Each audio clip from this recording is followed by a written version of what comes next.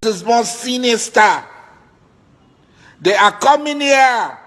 They are changing the demography. What are they coming for? You remember Osman Danfodio? All right, so I'd like to ask, there is so much talk about Asari Dokubo now, and he's speaking loud, and a lot of people are saying now he seems to be on the run. You know, immediately after Punch reported that destroyed terrorists are beginning to migrate into southeastern part of the country, and he is now coming out to say they should come save him. You see that the Dokubo Caliphate are now going after him. Yes, the children of the Osman Danfodio military, the Caliphate, the conquest Fulani, they are chasing him now. I think he said he's Mayabo of Bayelsa or what he called himself. Nobody can dare him. This is a man who went after threatening Donald Trump, and he's going to deal with Donald Trump. He even went to an extent and threatened Israel. He backed the war, you know, happening between Israel and Iran. He said that the Israeli Prime Minister dare not, that he's a strong man, that has thousands of his boys around him that can defend and do anything at the end of the day. But that this Fulani is saying they have declared war. And that the Igbo nation alone cannot fight them. I want you to understand what Asari Dokubo is trying to portray or push at this point. What is he really talking about? He talked about so many things. He talked about the West, he talked about the East, that they should all come together to stop this infiltration, this migration of thousands. And he went to an extent of declaring that they are already in Bayelsa. I don't know what people are saying, whether what people are saying is true, that him too has also escaped or migrated to an unknown location or deep inside the creek, sensing that there is being report that he is a target. Maybe they see him as a front man there, and they need to look at that direction and see what they're going to do. After encountering them, we are hearing that Asari Dokubo now escaped. Well, I don't know why he's escaping, whether that report was true or not, but it was a clear statement from Asari Dokubo saying that they are here. You know, when they say they are here, he said they are here, and if care is not taken, Nigeria is going to go into a serious, crisis. And at that point, a lot of people say he is begging Mazi Nnamdi Kanu for forgiveness and seeking forgiveness from the Igbo people, and possibly, calling the world to recognize Biafra. That is the only way the Igbo people can be saved. That is nemesis, that is karma, at play. Yes, the Punch actually reported that thousands of terrorists are migrating. I'm talking about the Punch now. I'm not the one. The Punch now reported that thousands of terrorists are migrating to the south and southeast. Maybe that's what actually prompted that response from Asari Dokubo, trying to tell the whole world that it is no longer funny. He called them the Gambaris. They are here. The Gambaris are another name for Fulani. The Gambaris is a tribe in the lorry. It was the Gambaris that took over, that sent the Yorubas packing from a lorry. That tribe, the Gambaris, they are for Fulani people and other. So he said the Gambaris are here. And their mission is to kill, destroy, and take over. And now the question is that How come, Asari Dokubo just realized the reality now? After praising and aligning with the people who brought destruction to the so-called political Niger Delta and South. The vast majority of the resources there are being controlled by the Northerners, are being controlled by the retired generals, are being controlled by the caliphates. And that is why it is easy for them to finance terrorism in Nigeria, to finance this conquest in Nigeria. The only problem they seem to be having today is the stand of an Igbo man. Today, who is going to defend? Are they going to defend it individually, or are they going to defend it according to ethnic nationalities, minorities? That would be a very dangerous thing to do, because these people are very formidable and they have come out clearly. The whole world has seen them. They are not joking anymore. The Fulani conquest agenda, they are not joking. You can see them, they're on YouTube, they're on Facebook, they're on Twitter, they're on just and they are fearless. To the extent, after disaliving the general, they took him to the government house in Katsina and handed over to the government of Katsina.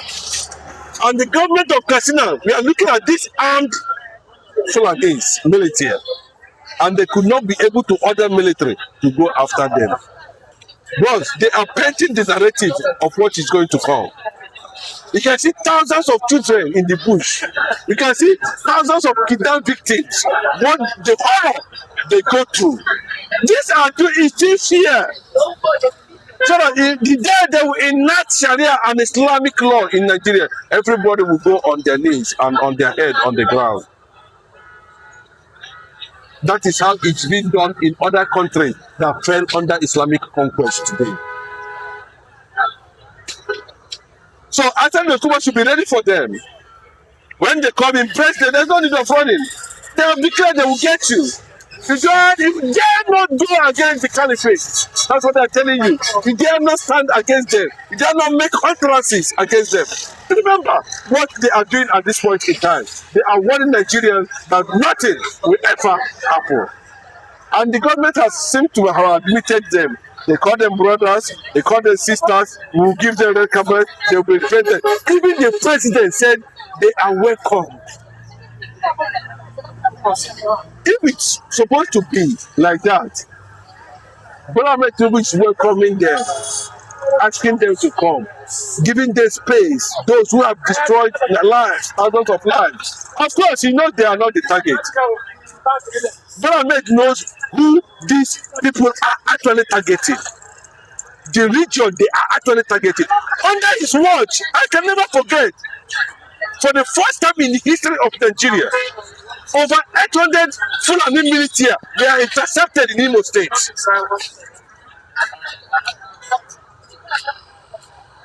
It is disheartening. Asari Dokubo should be able to content them. So we don't see.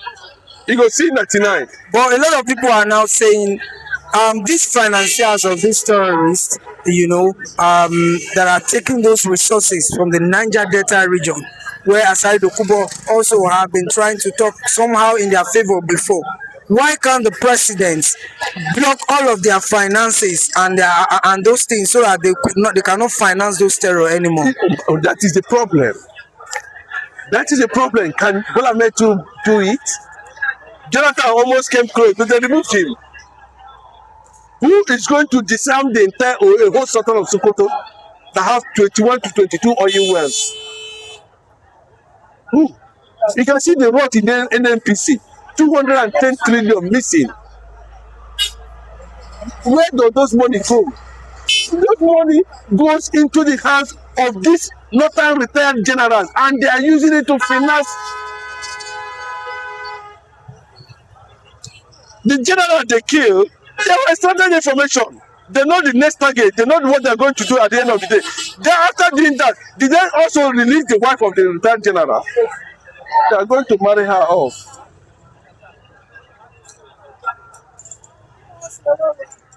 The target is the Biafra land. And the southeast governors, all of them are quiet. They are sleeping. It bothers them not. But it's okay.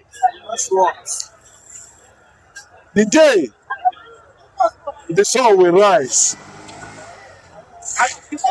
you will understand how great Israel is. The day the sun will rise, you understand how great Israel is. If America failed to do it, they cannot tell us to cohabit. We are not cohabiting with anybody. That's what Americans are projecting. We don't want this high level of diplomacy. United Nations is almost useless. The Arab world is already controlling the United Nations. And they have failed in their primary responsibility, which is conflict resolution. How long are we going to continue the world powers and the world leaders continue to watch and people are continue to preach one Nigeria when you know there's nothing like one Nigeria? One Nigeria enables jihad, conquest. Outside one Nigeria, there's no conquest. I repeat, outside one Nigeria, there's no conquest.